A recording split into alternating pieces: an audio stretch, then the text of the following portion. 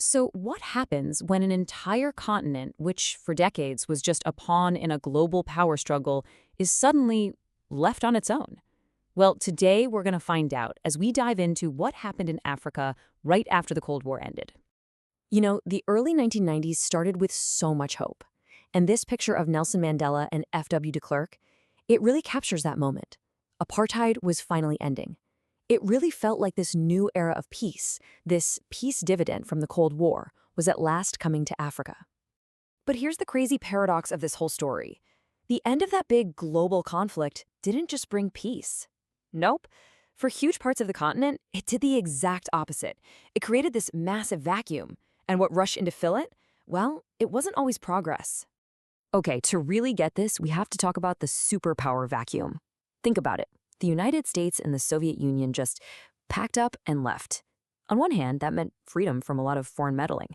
But on the other hand, it meant the props holding up a lot of these really fragile states were just suddenly kicked away.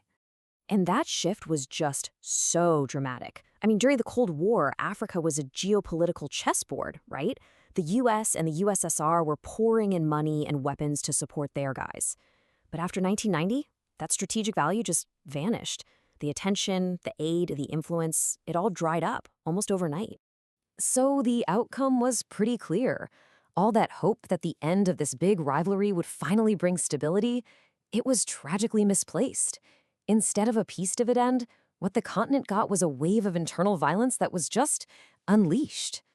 And this brings us to the flashpoints, the specific places where this new reality played out with absolutely devastating consequences. These were nations suddenly put under immense stress, often because those Cold War props we talked about were kicked right out from under them. In the 90s, this grim new term really entered the global vocabulary, the failed state. And the textbook example, tragically, became Somalia.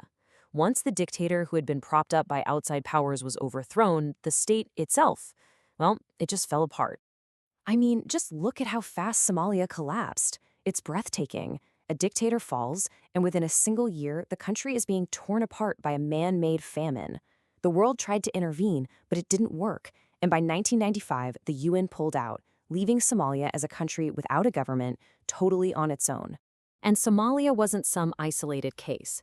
Thousands of miles away in Central Africa, a totally different kind of post-Cold War horror was unfolding.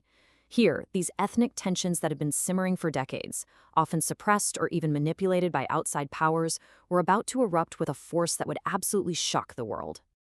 Over 800,000. That's the number of people, mostly from the Tutsi minority, who were systematically murdered in Rwanda.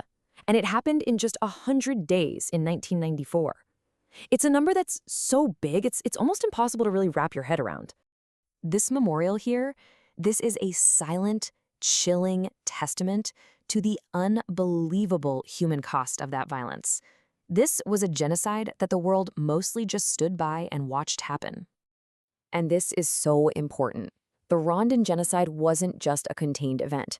Its aftermath, with millions of refugees pouring into neighboring Zaire, which is now the Congo, that lit the fuse for an even bigger conflict, one that would pull in the entire region. The scale of this new war was just immense. We're talking about the Democratic Republic of Congo, a nation the size of all of Western Europe, becoming a battleground not just for local groups, but for the armies of 7 different neighboring countries. So what you had was this toxic mix of old ethnic hatreds from Rwanda, the collapse of a longtime dictatorship, and a brutal scramble for Congo's unbelievable mineral wealth. It was a perfect storm of instability.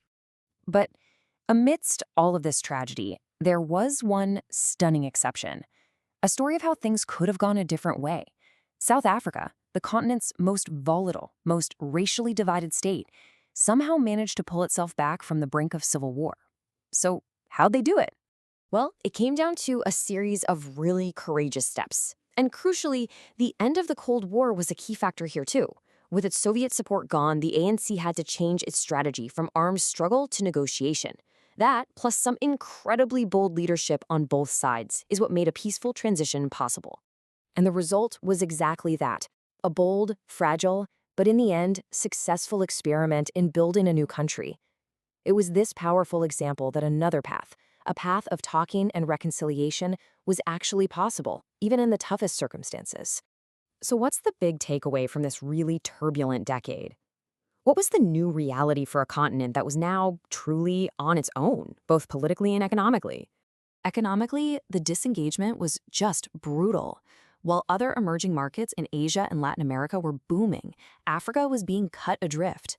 It was stuck with all this Cold War-era debt, and now it was plagued by the very instability we've been talking about. The continent was just seen as way too risky for private investment, which left it totally marginalized in the global economy. And into this vacuum, as the old colonial powers like France scaled back and the US looked elsewhere, a new player started to arrive on the scene, one with a massive appetite for Africa's resources and a very different way of doing business: China. And that raises the question that would pretty much define Africa's story for the 21st century. Was China's arrival the beginning of a great new partnership, or was it just a new chapter in a long, old story of foreign powers trying to get a piece of the continent? But that is a question for another time.